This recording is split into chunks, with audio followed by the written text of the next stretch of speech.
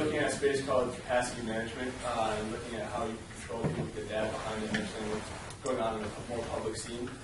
Since then, we've transitioned into snow removal for our company, Snow Dozer. I'm Tom. This is Cosmo. Charlie and Justin. So when it comes to the decision about opportunity space, we are decided to focus on focusing on our daily life problems, and then we assigned each of our group to come with what's the most common problems that comes at home, and then we came up with three main problems. The first one is dishwashing, and then toilet organization, and closet organization, and driveway snow removal. And then after going through some research and discussion, we decided to focus on the driveway snow removal. So what we found out about snow removal and some of the assumptions that we made is that there's limited options as to what you can do when you want to remove snow from your personal home and driveway. And all of these are physically demanding. They're unsafe for older people, but also they're time-consuming and very redundant. And if there's one thing that everybody knows is that machines, or computers specifically, are very good at performing redundant and repetitive tasks. So the idea that we came up with in order to solve this problem of basically removing snow from your home was the Snow Dozer. This is our automated snow removal solution that we came up with, and these are some of the renditions. Now this, we have a prototype of it, but it's not exactly the same size, but you'll be seeing a miniaturized version of it. And some of the features, as you see, is a hard polyethylene casing with some LED detectors, movement detectors. You'll see some lights. And this is for optimal movement and snow, focusing on basically just durability and reliability and extreme conditions. For the lessons we learned, first of all, is don't leave the brainstorming stage forward. You can choose your best idea, but always keep your second best ideas, because you never know if you're gonna change your idea. And second of all, invest your resource and the design process. But most people, they want to see your final product. They just if you just give them some idea, it might not that. The research is the key. The best idea always generated from the separation of the research and information. And time management is very important. We would suggest you have a time manager to monitor your schedule and remind if you have enough time. And second, plus the verify the product, solve the problem. Always go back to the very early stage. Make sure your product really solve the problem you found at the very beginning. So, any questions? Hi, everybody. My name is Abigail. I'm from Team 3. My group members over there, Steven, Tristan, our designer from MassArt, Brian, and Nick, and we're here to talk to you about our product, Protest. So, as you guys all can see, I'm a girl. So, I know it's pretty obvious, but even though I consider myself as tough as anybody in this room, the fact of the matter is I'm considered an easy target. So, every day we see these headlines of people being attacked, some ending better than others. But the lack of public safety at universities and with students who are in the same situation as us is pretty jarring, because this is such a problem that's so widely recognized, but so massively misassessed. So our team decided to ask ourselves, how can we make college students safer?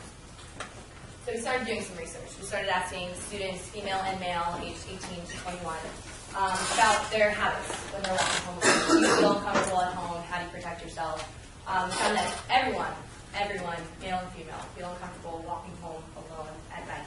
And the solutions for protecting yourself at night are horrible. Someone even said that they run home to keep themselves safe at night. So with these research insights in mind, we started developing some initial customer needs. First, our product had to be small and discreet. It had to fit in a pair of tight jeans, in a pocket of pair of tight jeans that are fashionable first. It had to be easy to use. The fact of the matter is, it has to be used by a drunk person. It needs to be fail-safe. It needs to work. Okay? You need to press it and be like, okay, the police are actually coming to me. And it needs to be inexpensive because, all college students are on a budget. Protex is a Bluetooth-enabled device. It's connected to your smartphone. At the double click of the device, when you're feeling uncomfortable walking home alone, your phone will start recording audio, recording evidence, monitoring your location, and it will send a designated text message out to pre-designated contacts saying, hey, I'm walking home alone, make sure I get home safe, this is my location. At the rapid pressing of the button, also button mashing, the most drug-proof way to trigger a device, emergency services would be contacted. Local police, NUPD, they'd be sent immediately to your location, and also a speaker that loud would go off with a message saying police are being dispatched, hopefully to deter and set your attacker running. The speaker would also go off if your phone is dead or not within range, so as a last resort.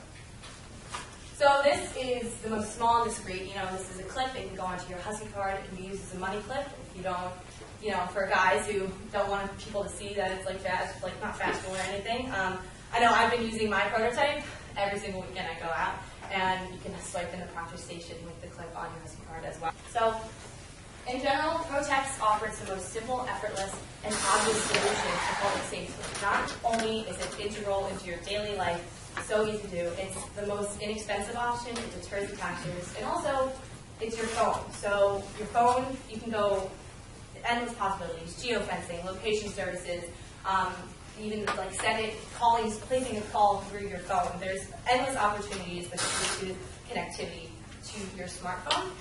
And also, our product addresses emergencies and uncomfortable situations. So in the end, ProText keeps you safe just in case.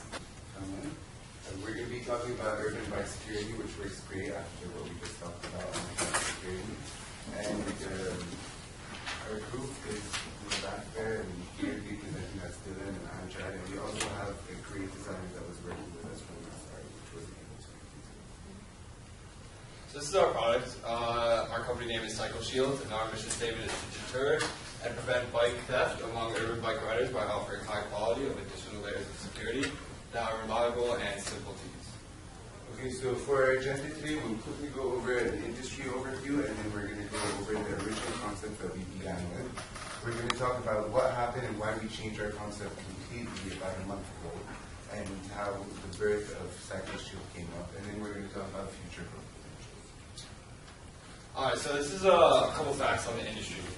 It's a massive industry. The bike and bike accessory, they sell $15.8 billion every year, and that's rapidly growing. Just in Boston, we saw a 60% bike rider increase in the past 5 years, and a 97% increase in theft in the past 5 years in Boston alone.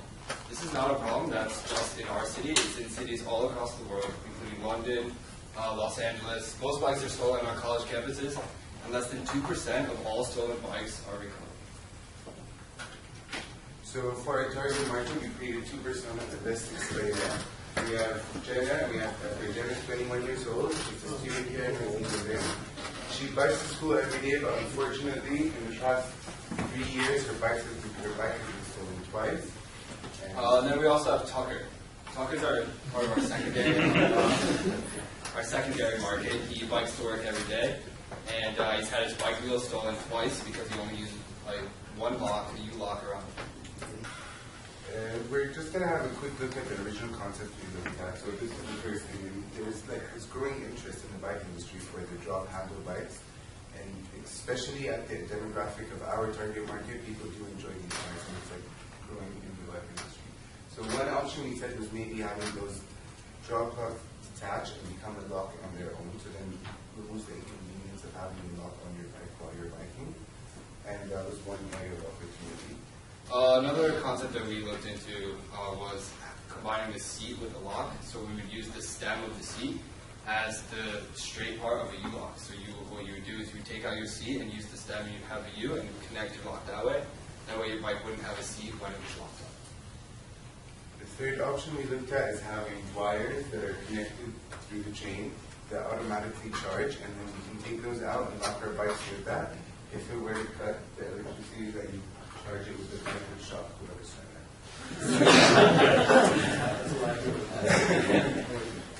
And the last concept that we looked into was turning the bike pedals into locks themselves. So what you would do is you would, when you wanted to lock up your bike, you would remove the pedals and lock them around the wheel. This would act in two ways. It would prevent the wheel from being, or the bike from being driven away because the wheel can't move. and as a deterrent because you can't ride the bike without pedals. And then just quickly going over now future product lines, we did want to see ourselves in the first layer of security market, so we don't want to scrap out that industry for us. We will be entering it hopefully down the line. We see that there's potential in the pedals, pumps, and the handlebars as discussed before. So that's just future product lines that we see now.